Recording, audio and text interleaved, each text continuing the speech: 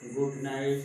Ranjit Singh Hindi Sansar channel में आपका हार्दिक स्वागत और अभिनंदन है।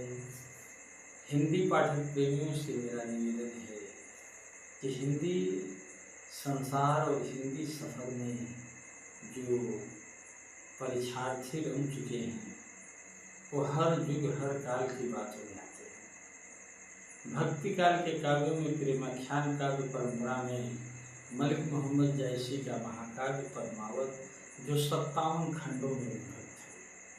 57 खंडों में एक खंड है नागमती संदेश खंड है। नागमती वियोग खंड के बाद नागमती संदेश खंड है।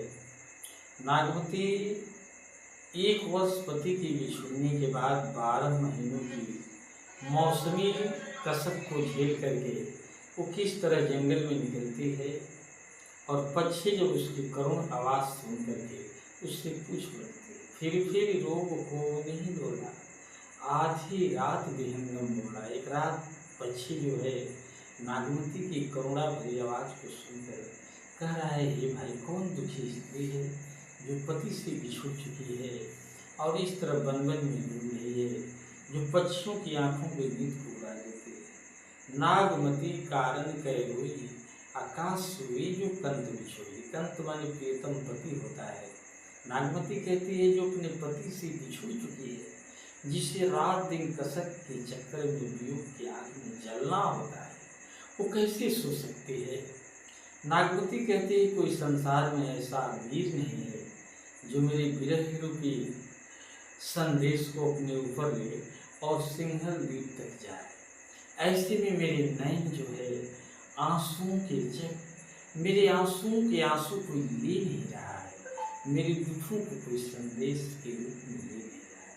लेकिन वो पक्षी नागमती के संदेश को सुनकर के द्रवित हुआ और कहा हे भाई तुम एक दुखी स्त्री हो और संसार में तुम्हारे दुखों का संदेश कोई नहीं सुना।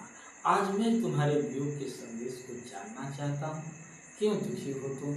स्त्री नागमती कहती है कि मेरे दुख और विरह में इतनी आग है कि उसे सहना कठिन है, असह्य है। कौन ऐसा है जो मेरे दुख को सहे। वो पक्षी नागमती के संदेश को सुनता है और उसकी शरीर जो है विरह की आग से जल गई। नागमती के संदेश में दुख भरी आवाज़ों में इतनी कसक है, इतनी वेदना है, इतनी पीड़ा है कि वो पक्षी भी जल गया। ले संदेश विहंगम जला लगी आग सगरो सिंघाला।